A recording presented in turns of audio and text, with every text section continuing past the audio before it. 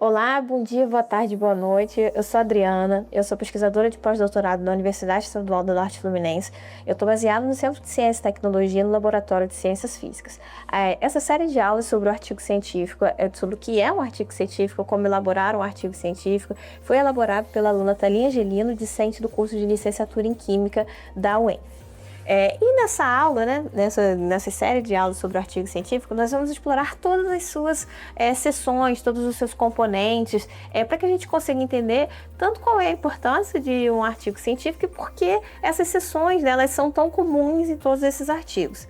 Bom, e o que é um artigo científico para a gente começar? O artigo científico ele é um texto acadêmico, que ele busca comunicar os achados da sua pesquisa.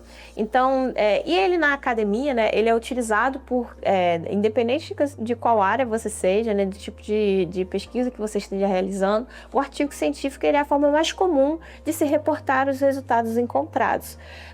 E ele tem uma série de estruturas, uma série de seções, uma estrutura bem específica para que esses artigos científicos, esses textos científicos, eles sejam de fácil compreensão para o leitor, para que o leitor consiga acompanhar, por exemplo, qual foi a metodologia utilizada, quais foram os resultados encontrados, em comparação com a literatura acerca do tema, como é que a gente pode de alguma forma comparar isso. Então é por isso que esses textos todos, eles sempre têm a mesma estrutura.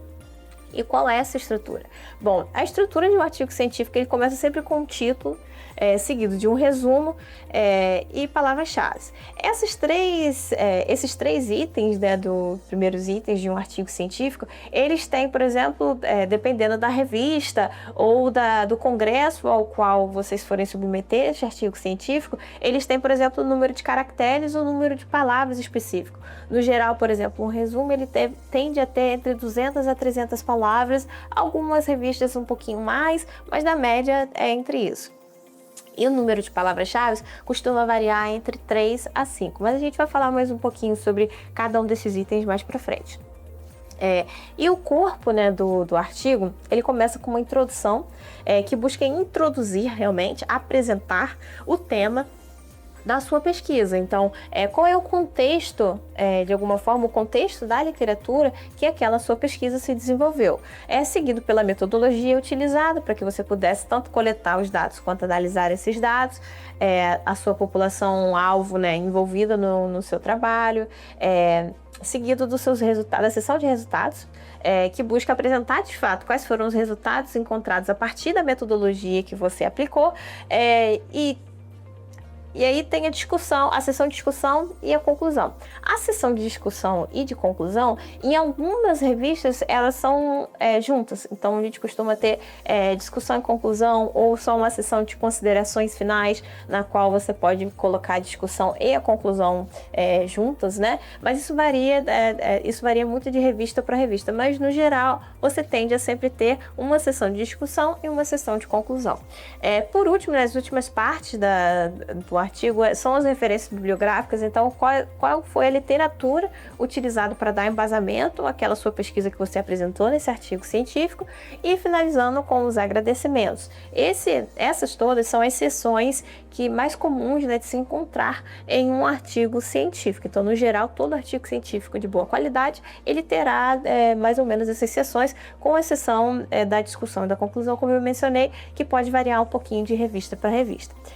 Só que, além dessas seções, o artigo científico ele também pode ter materiais suplementares, que são materiais, podem ser textos, imagens, vídeos, enfim, qualquer base de dados, enfim, qualquer material, né, que de alguma forma auxilie tanto o leitor quanto o avaliador a entender o seu artigo, tá? E esses materiais suplementares, a depender da revista ou congresso que vocês forem submeter, eles podem ou não serem avaliados por pares, tá? Então, o que é a avaliação por pares? Até mencionar isso também. A avaliação por pares é uma forma de nós, né, conseguirmos avaliar a qualidade da sua pesquisa e dos resultados encontrados à luz da literatura. Então, a revisão por pares significa que outros pesquisadores, de forma anônima, eles vão avaliar, né, vão conseguir avaliar todo o seu texto ali e te mandar um parecer, enviar um parecer para você, para que você consiga entender quais foram os pontos fortes, pontos fracos, pontos a se melhorar dentro do seu texto. E quem faz essa ponte entre o autor e os pares, né, que fazem isso que nós chamamos de revisores, então quem faz a ponte entre o autor e os revisores é o editor.